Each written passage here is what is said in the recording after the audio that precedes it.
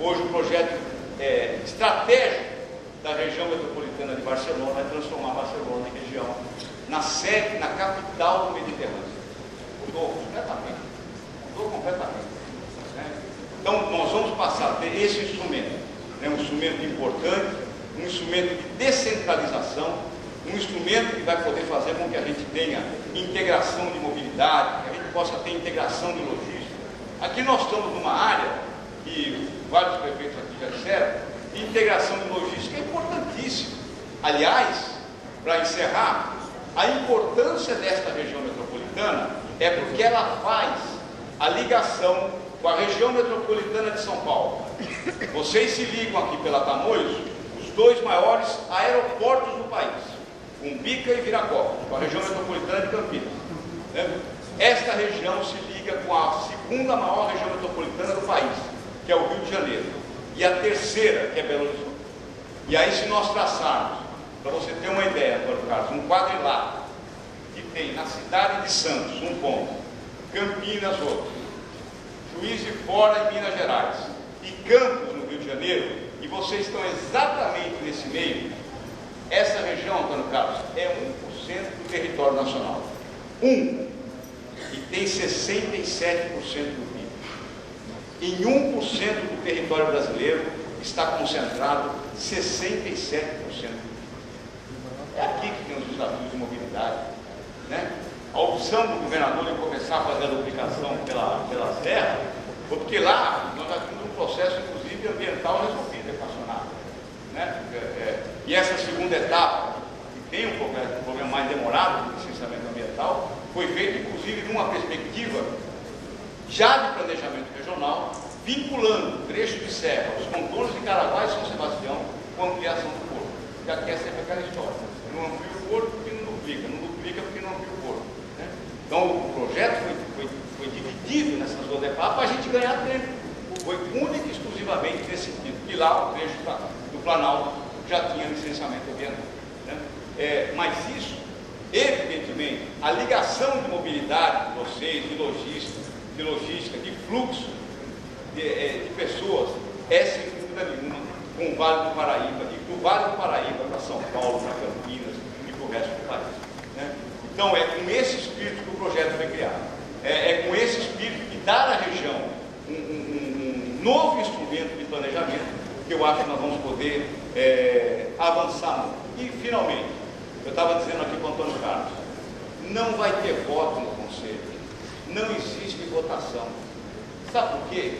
Em regiões metropolitanas, onde o problema dele é absolutamente dele, do outro prefeito, do prefeito, absolutamente mesmo.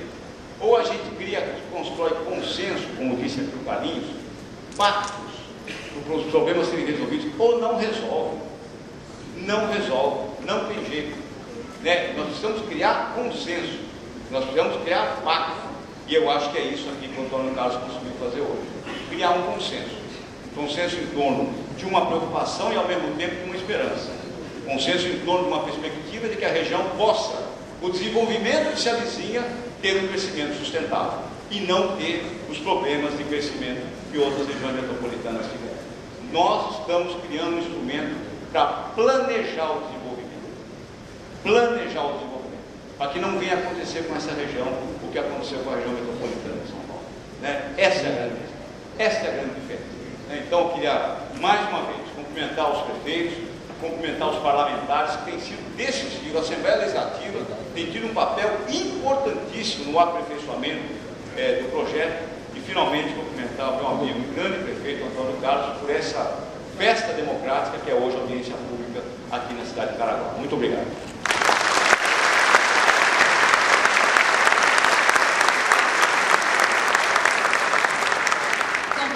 Agora o senhor Luiz José Pedretti, vice-presidente da Empresa Paulista de Planejamento Metropolitano, em Plaza, para a apresentação do projeto. Queria só fazer uma observação em função do que o secretário falou, parabenizar o Carlinhos, que tem 2000 de luta, que eu sabia. Quando o nosso foi deputado em 2007, na frente parlamentar, nós apoiamos, porque eu acho que tudo que cresce de maneira regional potencializa o crescimento. Então, parabenizar, Carlinhos. A gente vê as regiões metropolitanas, secretário, 1 PI, 5 PI, 6 PI, 7 PI, eu queria fazer um pedido, deputado. O orçamento do governo volta até dia 15. Por favor, reserve já alguma coisa para o ano que vem para a nossa região metropolitana. Nós vamos fazer a apresentação do projeto de lei, eu vou fazer de uma forma bastante resumida, de colocar alguns princípios que nós consideramos extremamente importantes. Por quê? Porque este é um projeto inovador, um projeto moderno.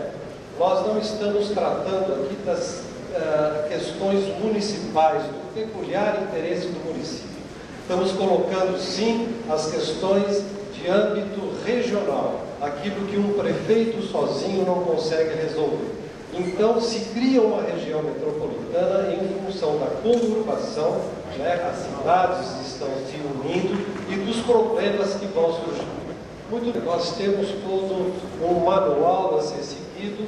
A nossa Constituição estadual destinou um capítulo referente à organização regional. O próximo, por favor. E aí está, a gente faz a regionalização para fazer uma gestão compartilhada. Então, a primeira coisa é muito importante, esse é um processo de integração, não de separação. Nós vamos integrar políticas, prefeitos com o Estado, objetivando o quê?